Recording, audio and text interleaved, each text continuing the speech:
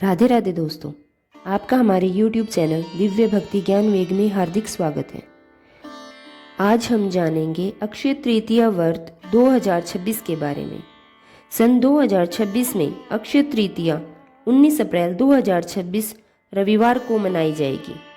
यह तिथि वैशाख मास के शुक्ल पक्ष की तृतीय तिथि होती है। अक्षय का अर्थ होता है जो कभी समाप्त न हो। इस दिन किए गए पुण्य, दान, जप और शुभ कार्यों का फल कभी खत्म नहीं होता। इस दिन से जुड़ी हुई प्रमुख मान्यताएं अलग अलग होती हैं।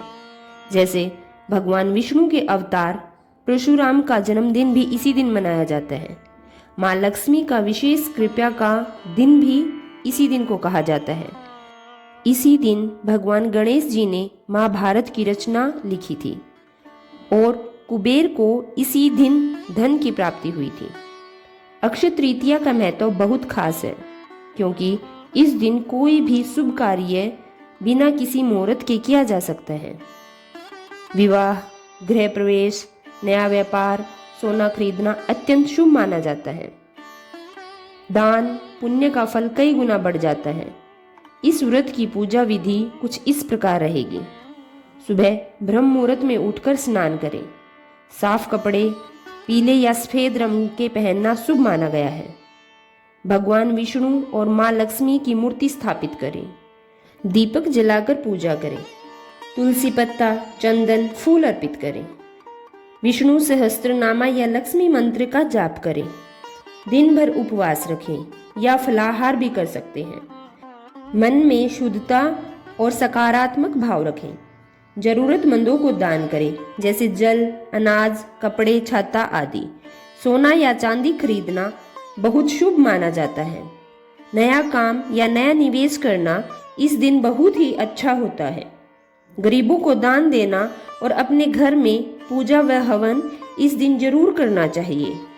हो सके तो इस दिन झगड़ा या विवाद कोई भी गलत कार्य ना करें, किसी को कष्ट ना दें और बिना सोचे समझे कोई फिजूल खर्च नहीं करना चाहिए।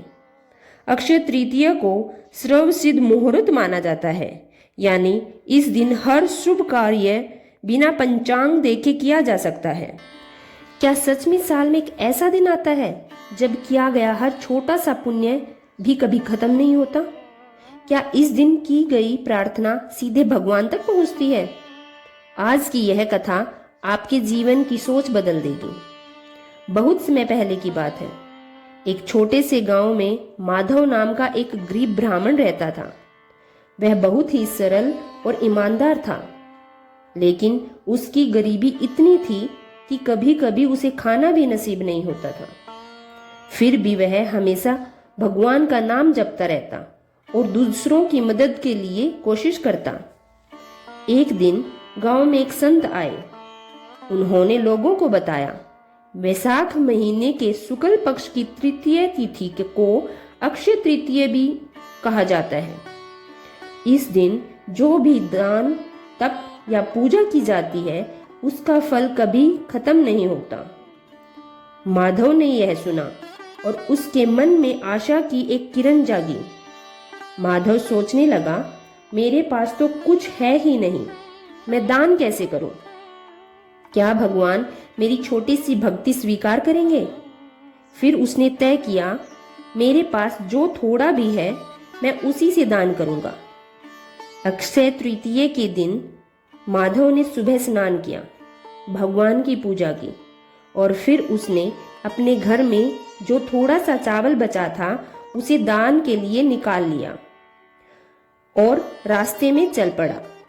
रास्ते में एक भूखा और कमजोर व्यक्ति मिला। उसने कांपती आवाज में कहा, भाई, मुझे बहुत भूख लगी है, क्या तुम मुझे कुछ खाने को दे सकते हो? कुछ पल के लिए वह सोच में पड़ गया, लेकिन फिर उसने मुस्कुराकर सारे चावल उस व्यक्ति को दे दिए। जैसे ही उस व्यक्ति ने भोजन किया, अचानक वहां प्रकाश फैल गया। माधव घबरा गया और देखते ही देखती वह व्यक्ति अपने असली रूप में आ गया, जो कोई और नहीं बल्कि स्वयं भगवान विष्णु थे। माधव भावुक होकर उनके चरणों में गिर पड़ा। भगवान विष्णु बोले, हे भक्त, आज अक्षय तृतीया के पवित्र दिन तुमने निस्वार्थ भाव से अपना सब कुछ दान कर दिया, इसलिए तुम्हारा यह पुण्य अक्षय यानी कभी न खत्म होने वाला हो गया। आज के बाद तुम्हारे जीवन में कभी अभाव नहीं रहेगा।